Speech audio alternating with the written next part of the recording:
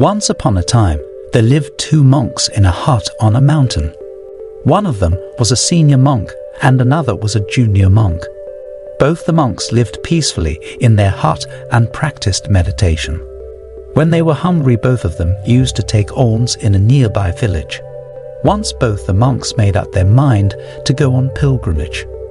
On a decided day, they left out for their journey.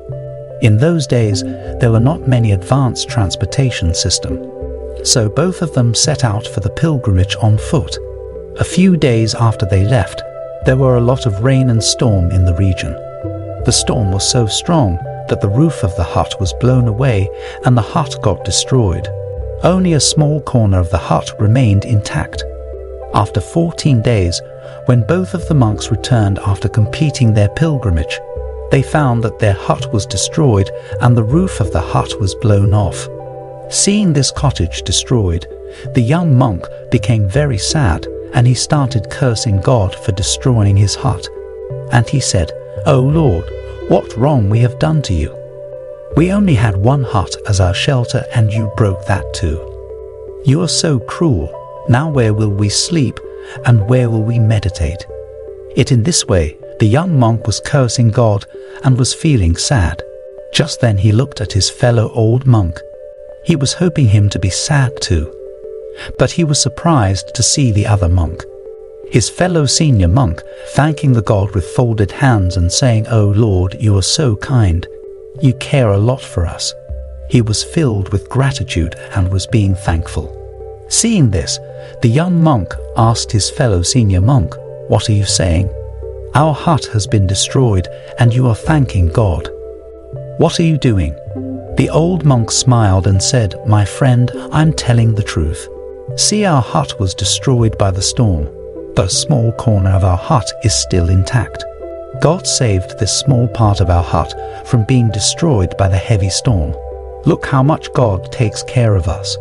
Earlier we used to sleep in the hut, but now we will sleep under the open sky. At night we will sleep by meditating and looking at the moon and stars. By doing so, our sleep will also turn into meditation and our spiritual practice will also increase. Earlier, we had stopped doing physical labor, but now God has given to a chance to build our hut by doing physical labor. Thus, we will get enough physical activity and our health will also improve. All this happened by the grace of God." Then he put his hand on junior monk's shoulder and said, "My friend, always remember one thing in our life. If you want to be happy in your life, then learn to accept and be thankful for whatever comes your way. During hard times, we can thank God because none of our tears are wasted and not 1 minute of our worships is without reason.